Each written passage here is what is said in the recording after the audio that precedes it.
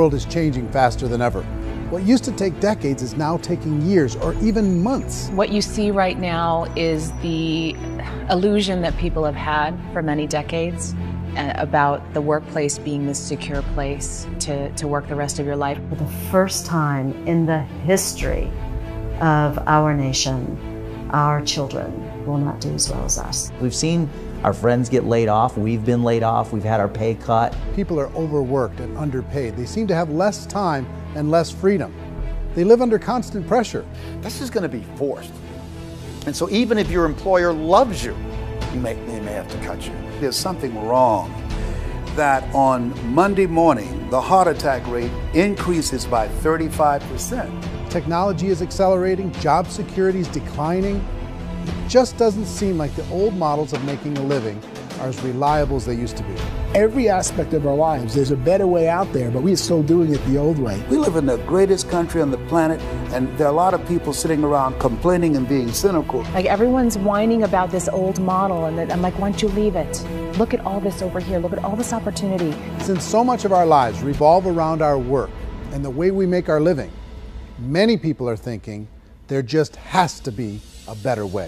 The biggest challenge facing our world today is not making money, is what are we going to do with all the displaced, unemployed people? People are afraid that they're going to make the wrong decision. People are afraid of the unknown. People are afraid that maybe I don't have the skills. Hey, sports fans, industrial age is over. It's dead. It's dying. That's why going to school to get a job is an obsolete idea. A steady paycheck is an industrial age idea. Let's look at unemployment. 30–40% of the people are honestly not working, but would be working. What our government does is if you haven't found a job in 6 months, we don't call you unemployed. We pretend you dropped out of the labor force. I've often said that unemployment, particularly structural unemployment, that's unemployment due to technological changes, is the first sign of economic growth. Think of it, 10 people live on an island. They go out every day and fish. One day, new technology shows up. A missionary brings them a net. Now, using the net, one pilots the boat, one throws the net. 2 fishermen can do all the work 10 used to. That's a 500% increase in productivity, 2 doing the work of 10, in one day. You don't have to learn a lot to learn how to throw a net instead of throw a fishing line. The island's got a big problem, 80% unemployment. But the island still has all the wealth of the fish because the 2 people produce as much fish as 10 did. Now, of course, looking back in history, these changes used to take thousands of years. And during that time, we went into farming and transportation. Some of us became doctors and some teachers and lawyers, and we developed all these new professions and new manufacturing jobs. Today, these changes are occurring literally in one day when a new technological advance occurs, and we don't have the social structures to deal with it or to retrain the unemployed people. So one of the things that I think is interesting as I travel across the country and really travel around the world is the way that we work and the way we get paid for work is changing pretty dramatically. On a global basis, everything is being turned upside down because of the rapidly advancing technologies. They are eliminating many jobs, and we have been left with many people not prepared for the jobs that exist. A lot of demand in public companies was to squeeze out all the fat and to get just as much margin as we possibly could, and fat equals humans. So this idea of job security in information age is so obsolete, but it's still taught inside our school system, and that's where the problem starts. There's no financial education in the school system, and people are still trained to be employees who work for that paycheck. This is a chart on the middle class.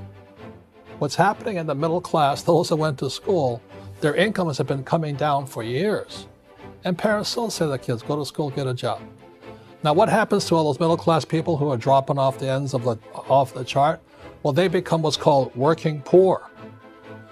And this is what happens to working poor. But they say poverty is ending. Well, poverty may be ending, but working poverty is going up. And this is food stamp usage. So food stamp usage in America is going through the roof right now, because people cannot earn what they call a living wage. Most people have experienced financial pressures that I think are probably greater than they have been in the past. If you're not working for yourself, then it's going to be a pretty hard road for a lot of people. Today, if you're going to control your future. The 40-40 plan is gone, where you can graduate from college and get a job and work for 40 hours a week for 40 years. That day is gone. So some of these charts actually tell you what's going on. And this is a really interesting one, you know. People are going back to school because if I go back to school, I'll get a nice job. But this is what's happening to, it's called Sallie Mae, which is the student loan guys. Student loan is going through the roof. It's now over $1 trillion, and student loan debt is worse than credit card debt. So when people stopped using credit card, the government got people into student loan debt. And the problem with student loan debt is you can never be forgiven. See, with credit card debt, you can declare bankruptcy and all's forgiven. But student loan debt, you can declare bankruptcy, you still owe it. It's the worst of all debt. But this is the next picture. Look at this chart here. This is what's happening to wages of college graduates. It's going down. So you go to college, you rack up all this debt, but you earn less money. Now, that's not that intelligent. Average person who's been working a lifetime in America today is ending their lifetime at 65 with about $41,000 in assets. They earned just enough to survive. Oh, I feel sorry for? I feel sorry for the person who dreads going to work, who is sick to their stomach on Monday morning, who hates their alarm clock, who gets a little glimmer of hope on a Wednesday because it's hump day and says, thank God it's Friday. And they live for those 2 days a week where they get to be themselves and they don't have to be around people they don't like, and they don't have to play the political game in the office, and they don't have to live this half life. The person that works 50 weeks a year just to be able to have the 2 weeks for vacation. And you know what happens to most of them nowadays?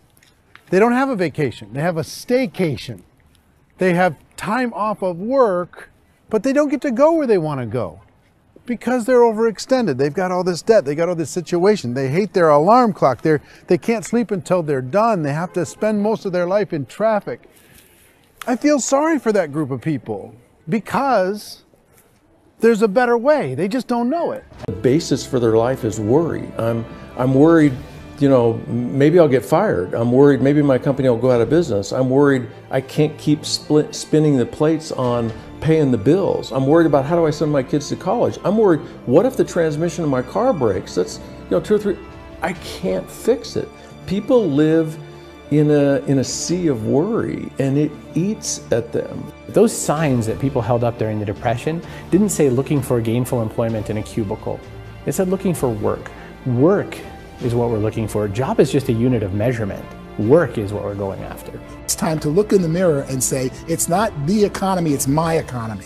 It's my little world of where I am. I need to improve. I'm not going to wait for the economy to come back because, frankly, the economy is doing great in this country. So here's the question.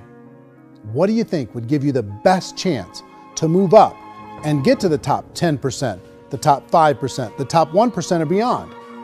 In my opinion, and in the opinion of many, many experts, the answer is to become an entrepreneur, to become your own boss. The other status symbol really increasingly is lifestyle. And people who can own their own business, maybe even work out of their house, that, I tell you, people admire that. Like, gosh, I wish I could do that. The spirit of the entrepreneur is to be a risk taker and to be resourceful and unstoppable and to have a vision of yourself beyond where you are and not willing to settle for life as it is. Think about the great entrepreneurs. They're visionary. They have heart. They're willing to do today what others won't so they can do tomorrow what others can't. Personally, I don't think of the new economy, the old economy. I create my own economy. The entrepreneur's in control. I decide what the economy is going to be like. In the world of entrepreneurship, there are no limits. You can make as much as you want, depending on how much you want to work and how smart you are and how great a team you put together. Why in America, where anyone could be anything, would people want to give up their freedom and become effectively a modern-day slave, told shut up and be here every morning at 7:30, leave at 5:30, and do what I tell you? If people decide to become an entrepreneur and work for themselves, they have some traditional options, but they're riskier than you might think. Any kind of a retail business, retail build-outs is extremely expensive. Even just these small little yogurt stores where they're putting little yogurt machines and you get all the different flavors, you're spending 200, 300, 400 grand to open a yogurt shop. I would love to buy a Dunkin' Donuts, but it's a $500,000 or so to start. I don't quite have that just in case money. Risking lose it all, and most guys do 2 or 3 times, and even big guys like Branson, because I'm such a fan of his, half his companies don't work. If you make $1 million, your problems are gonna go. If you make $1 billion, your problems are really gonna go. Just the opposite. You and I know when you're making $1 million, you get $1 million responsibilities. You make $1 billion, you got 1,000 times $1 million responsibilities. And most people say, I'd love to be my own boss. 70% of Americans would love to be their own boss, according to recent polls. But they don't know how to get there. Because what are you going to do? One, you could buy an existing business. If somebody's selling an existing business, you have to ask why. Usually because it's probably hard. It's probably not making as much money as they hope. 2, they could buy a franchise. A little less risk, proven system, but it's expensive to be able to do that. 3, they could start something from scratch. And that's where a lot of people feel like, I don't have the chops to do it. I don't have the money. I don't have the product idea. I don't have the expertise. I don't have whatever it's going to take to be able to get there, and I can't risk my family to do it. So 4th, they could become an investor. A lot of people in this town invest to try and figure out a way, but you got to be pretty smart with that game too, right? Venture capitalists, who are the very best and most sophisticated in investing in new breakthrough businesses, make it on 1 out of 11. That means 10 out of 11 are mediocre or fail. Most of them fail. That's the risk there. An angel investor is lucky to get 1 out of 15 or 20. A business is a team sport. Like, I have to have accountants, I have to have engineers, I have to have system designers, I have to have sales, marketing, I have to have accounting, I have to have mission statements, I have to have legal and all that. The average Joe Schmo, even me, I go out there, I don't have the skills to put a business together. I think the bottom line for the 4 traditional options is they take money, sometimes a lot of it. They take expertise, and they take time. All of that adds up to just too much risk for most people. I bought a business from somebody else, and it was a lot of work. And you start wondering, what did I just buy? Because I guess ultimately I own your email list, and I just overpaid for it. People that start their own business, they spend a lot of money, they spend a lot of time, a lot of effort to get things started. And the more you invest on the upfront, the harder you typically work at it. Well, I can tell you what the success rate is of a restaurant. What is it? They're crazy enough. About 90% of them fail. About 90%, in how quickly? Year less. Wow. And if we're talking non-franchise, we're talking franchise, Sure. That's totally different. Yeah. But our students aren't getting franchise restaurants. You gotta invest big money. Exactly. And with someone like McDonald's, you've had to work with the company for a long period of time, really know the To even have a business. chance at investing $1 million. Have a chance, and it's a slim chance. What if there was a way that you had all the proven aspects, the comfort aspects, and you could still control your own life? What if there was both? In other words, you didn't have to create everything from scratch. You didn't have to be a super leader. All you had to do, what if there was a proven product already? You didn't have to create the product. And there's a proven system already, proven training already. Everything except an employer. That was the only thing that you didn't have. Do you think more people would be open to working for themselves in that environment?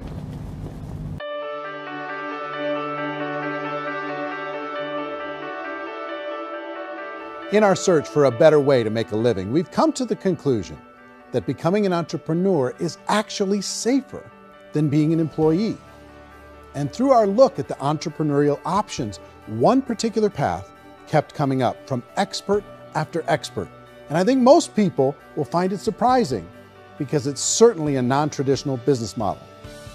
That model is for people to start their own business and become an entrepreneur through the creation of a network marketing business.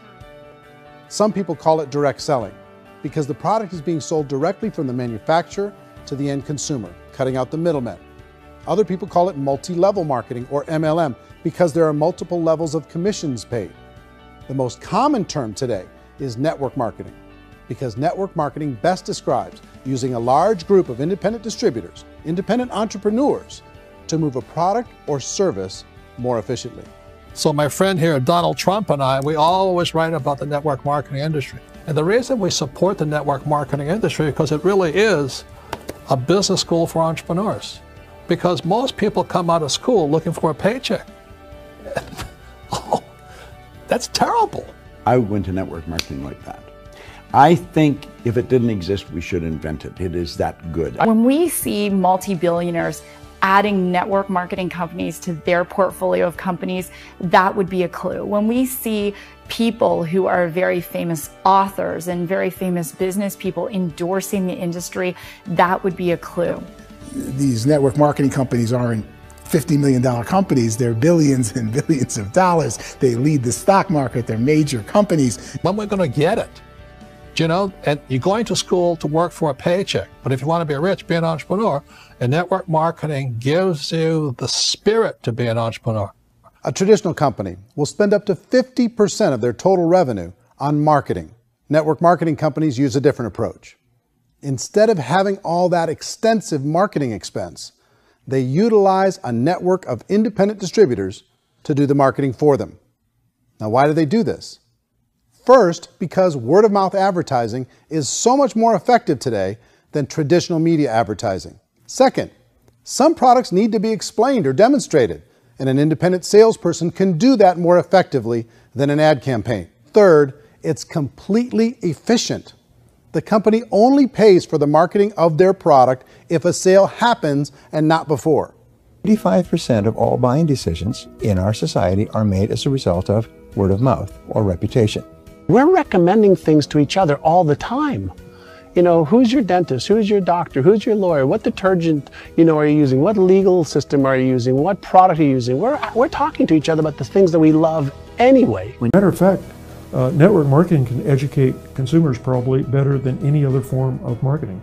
It certainly can do better than advertising because advertising usually has a certain hype to it and you can only get limited information. So, network marketing trumps advertising. This is the marketing arm of the company. There's not money being wasted on bricks and mortar. There's not money being wasted on inventory that's sitting stagnant somewhere.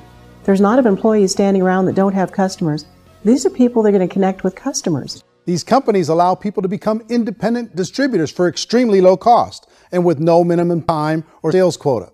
Essentially, they own their own business and can provide as much or as little sales as they choose.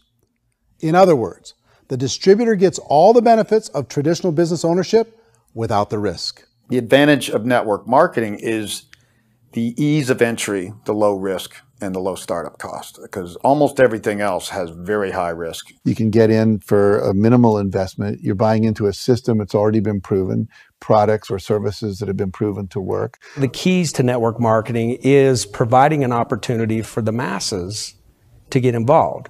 Providing an opportunity for the average person who doesn't have the resources to start their own business. Network marketing is the only industry that doesn't say your past determines your future. It looks at your past and says, okay, now what can we train you to do so you can have a great future?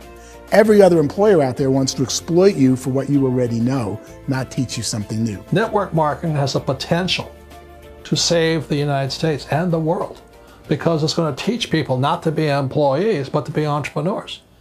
According to the Direct Selling Association, if you add up all the network marketing companies around the world, they combine to do over $178 billion a year in retail sales.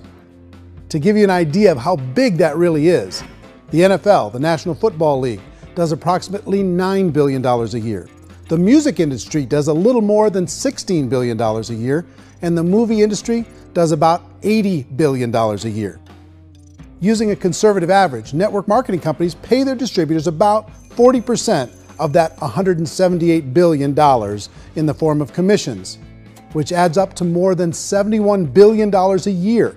That's almost $6 billion a month. It's almost $200 million in commissions every single day. So it's certainly working, and people are making serious money in network marketing. With the growth of the direct selling industry over the last 10, 15, 20 years, we've seen a broader understanding of the channel. We have seen more and more people getting involved in the business, so our penetration in the marketplace has increased, and thus the understanding in the marketplace of who we are has increased. And we've seen non-direct selling companies look at the direct selling model and say, something's going on there. People are making money, companies are being profitable, individuals are being motivated, product is being delivered to market. Maybe we should explore this. Some people think only the people at the top make money. Well, let's take a look at that as well. In the network marketing profession, there are roughly 500 people in the world who earn over $1 million a year. If you round that number up to $2 million a year, that adds up to about $1 billion a year. That takes the $71 billion paid out each year down to $70 billion. So where does the rest of the money go? The vast majority goes to part-time people making anywhere from a few $100s a month to many thousands of dollars a month. It goes to people who choose to make it a full-time career move and earning even more than that. Every day, people are using the money they earn through network marketing to pay off debt, have more fun, and improve the quality of their lives. Everyone I know in network marketing has been doing that since the 50s.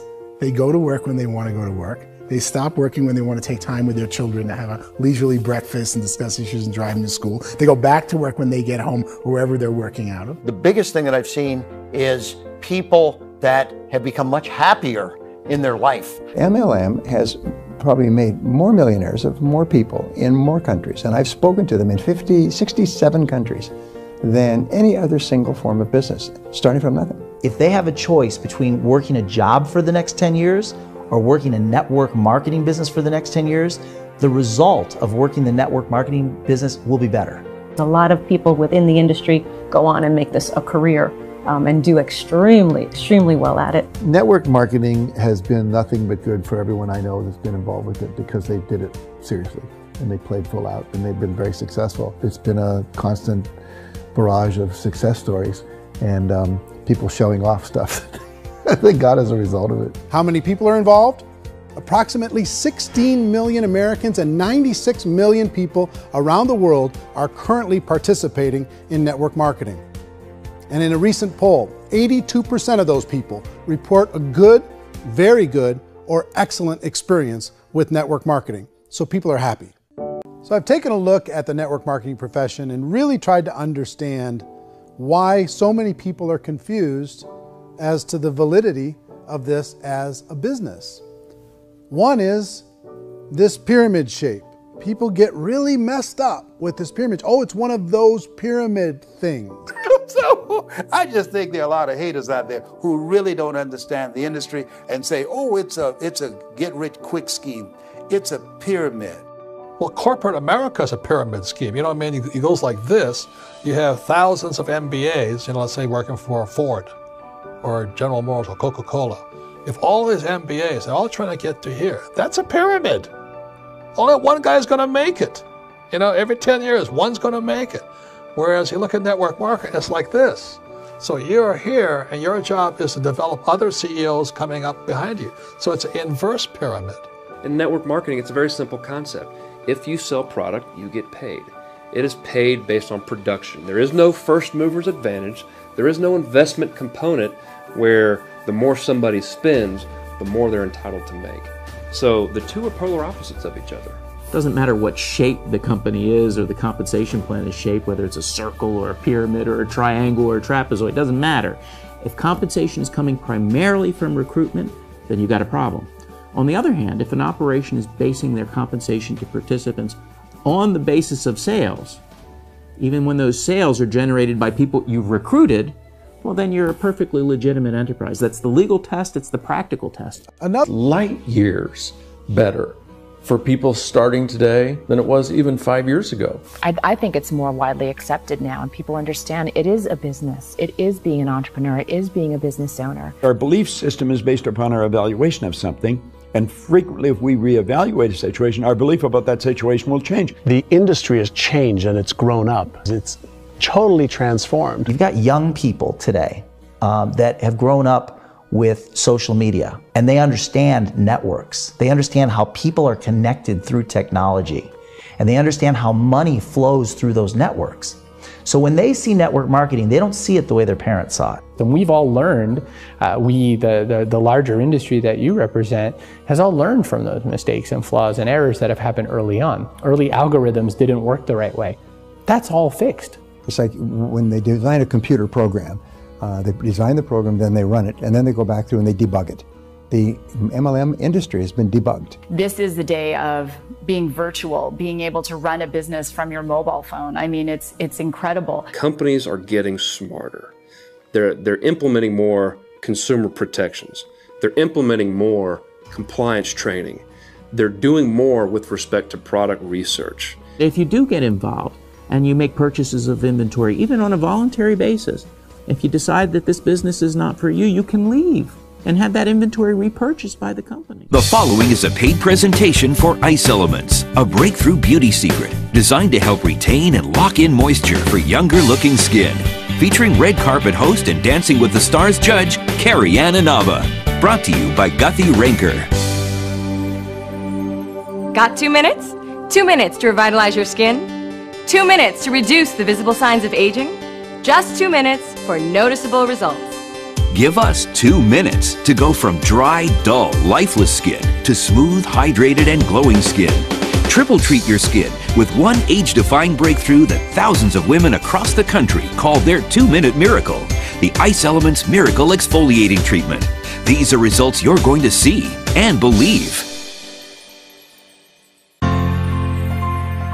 I've never been one to freak out at the sight of a wrinkle, but at 42, I definitely started to see my skin beginning to age. The brightness was fading, the texture was uneven, and my skin was looking dry and dull.